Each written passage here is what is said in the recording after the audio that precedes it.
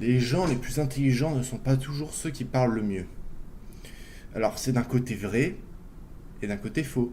Parce que l'intelligence, on peut être HPI et avoir du mal à parler.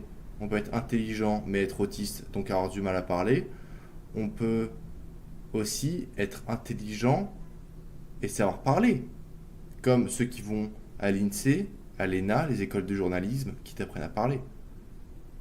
Mais d'un autre côté, souvent ils disent des conneries. Et souvent, ils osotent, les gens intelligents. Je sais pas si vous avez remarqué, souvent ils osotent. Ils parlent comme ça. Salut, ça va bien, ça va? Donc, c'est vrai, c'est faux. Simple, les hommes politiques doivent mentir, sinon tu voterais pas pour eux. D'un côté, c'est vrai. Il y a aussi des hommes politiques qui contournent la vérité.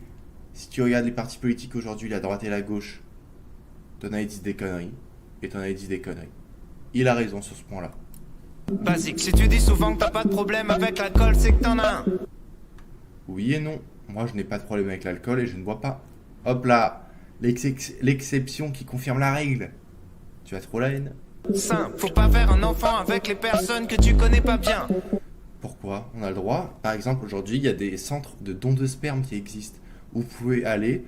Moi, je peux vous dire, parce que j'y suis déjà allé au moins une bonne dizaine de fois. Tu rentres dans une cabine, tu fais ton affaire. Voilà, ça te prend quelques secondes. Et voilà. Et tu auras fait un enfant à plusieurs personnes que tu ne connais pas. Et pourtant, tout va bien dans ma vie.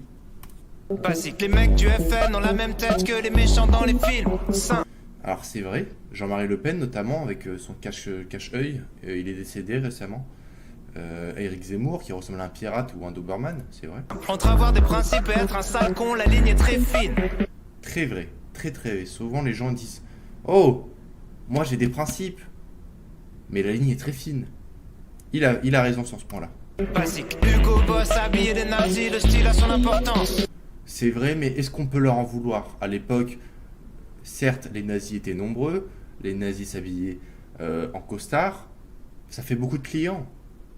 Moi, je vous pose la question, est-ce que pour 1 milliard d'euros, vous habillez des connards? Je rigole évidemment,